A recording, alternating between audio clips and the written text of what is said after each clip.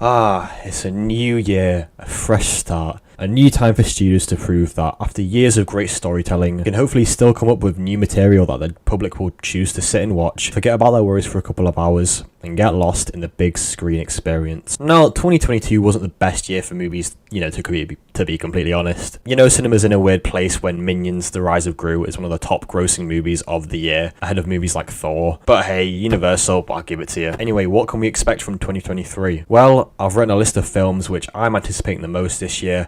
I'm going to talk about it. Now, there will of course be films that you may not be looking forward to that much this year that I mentioned in this list, and there'll be some films that you may be looking forward to that I don't mention. The reason being that this is, my personal list, and my anticipation for certain projects will differ to yours. Also, this list is in release order, rather than anticipation order, because my mind kind of always changes with this stuff as the year goes along, but you'll get a sense of my excitement for each movie when I talk about it. So, is there a lot to look forward to this year? We'll see, but I'm not going to waste any more time. Let's just get into it. So first up, Ant-Man and the Wasp: Quantumania.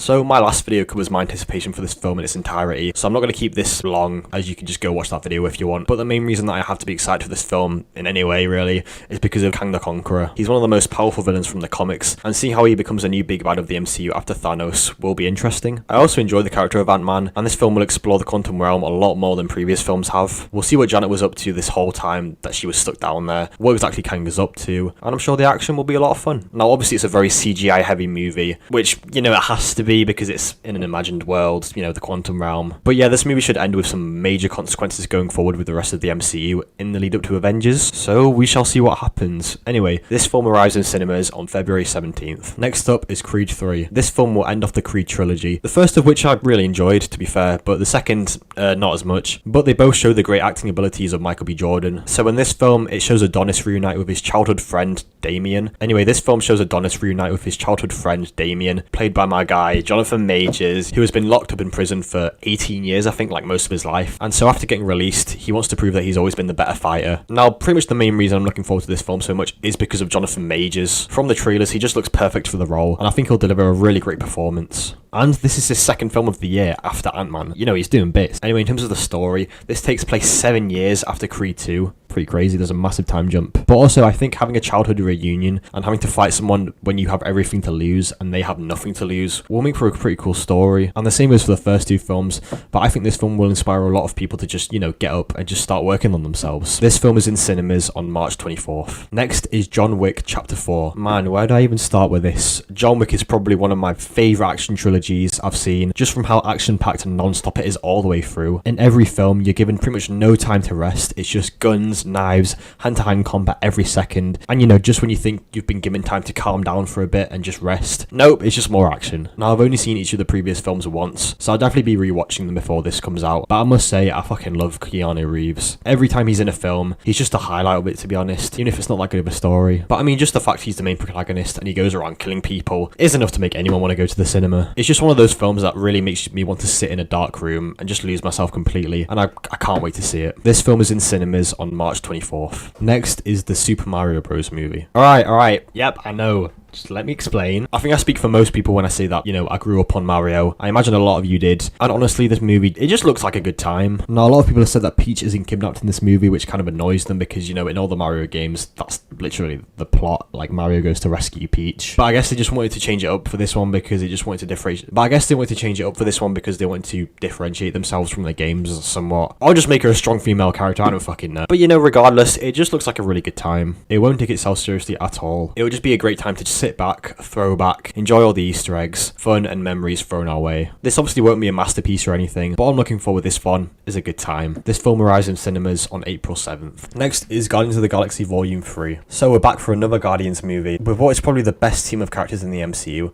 We're here to finish off a trilogy, and yeah, I'm really looking forward to it. Now, the story isn't as clear this time around as to what exactly will happen, taking into account what we were shown in the trailer, but we are getting an introduction to Adam Warlock, who was teased at the end of Volume 2, and we're getting the High Evolutionary, He was just a crazy guy. I imagine this film will contain just as much humor and heart as the previous two, but I'm also curious to see how the new Gamora from the 2014 timeline is incorporated into the story. But yeah, I'm just excited to see this team of characters back on screen again for more than just a 5-minute cameo we got in Thor. The first film is easily in my top 5 MCU movies. I wouldn't be surprised if this film made my top 10, to be completely honest. Also, I think this will be one of the most emotional movies in the MCU, since Gunn has stated that this is the end of the Guardians as we know them, and obviously, you know, he's going to run DC, and Dave Bautista has been pretty open with the fact that he won't be returning. I just think that this movie will be a roller coaster, and you know, it'll be really sad, but it'll also be a really satisfying end to cap off James Gunn at Marvel, and yeah, this film just really can't come soon enough. You can see this film in cinemas on May 5th. Next is The Little Mermaid. Halle Bailey will be playing a strong female character in this remake of the original I'm just taking the piss. Next is Spider-Man Across the Spider-Verse. So, the sequel to Into the Spider-Verse has taken its time, but I'm 100% certain it will have been worth the wait. In this film, we'll return to Miles and Gwen as they dive into the multiverse itself, coming across many other versions of Spider-Man and seemingly being chased down for doing something that Spider-Man 2099 does not like. Now, the first film is many people's favourite Spider-Man movie, and for some it's even their favourite comic book movie of all time. The unique animated style, the relatability, and just the story itself was fantastic,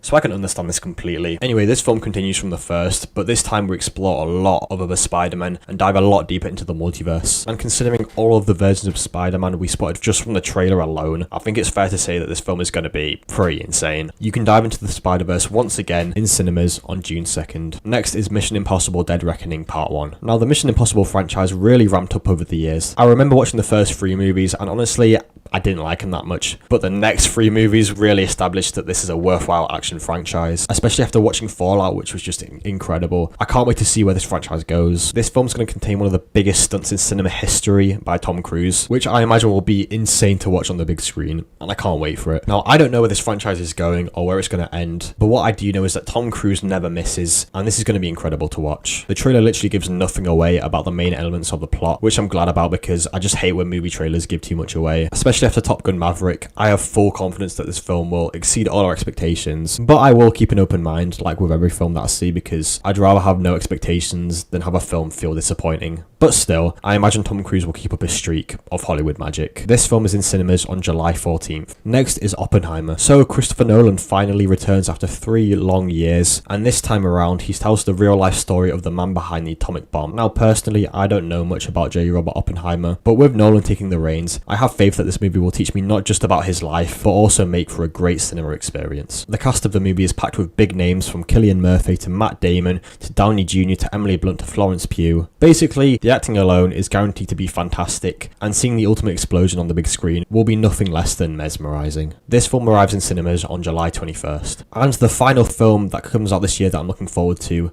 is Dune Part 2. I remember seeing the first film in cinemas before I even read the book, so I had no idea what I was in for when it was released, but when I walked out, all I could think was how interesting it was. The colours, the magnitude of the story, the spectacle of it all.